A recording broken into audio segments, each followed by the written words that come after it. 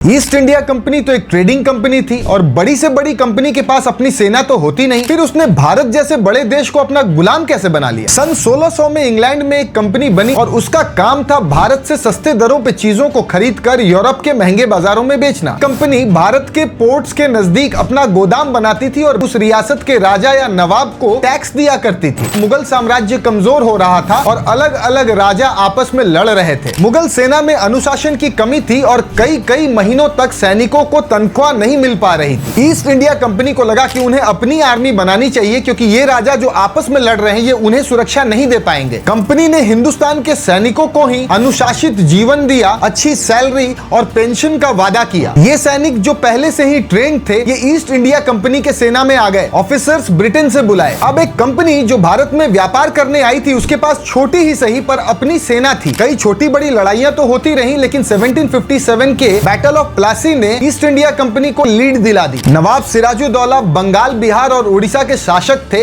और उनकी सेना में 50,000 सैनिक थे। ईस्ट इंडिया कंपनी के पास महज 3,000 सैनिक थे। इसीलिए कंपनी ने एक चाल चली और नवाब के सेनापति मीर जाफर को गद्दी का लालच देकर अपने साथ मिला लिया। कंपनी ये युद्ध जीत गई और मीर जाफर को नवाब बना दिया गया, लेकिन कंट्रोल कंपनी के हाथों में रही। जब नवाबों ने इसका विरोध करना चाहा तो 1764 में बक्सर की लड़ाई लड़ी गई और इस जीत ने उन्हें टैक्स वसूलने का अधिकार भी दे दिया। अब भारत के टैक्स के पैसे से ही कंपनी की सेना मजबूत हुई और भारत को ही जीतती चली गई। धीरे धीरे कंपनी में इतना ज्यादा करप्शन बढ़ गया कि ब्रिटिश पार्लियामेंट को ईस्ट इंडिया कंपनी के फैसलों से डर लगने लगा और 1857 की क्रांति के बाद ईस्ट इंडिया कंपनी से कंट्रोल छीनकर ब्रिटिश क्वीन को दे दिया गया।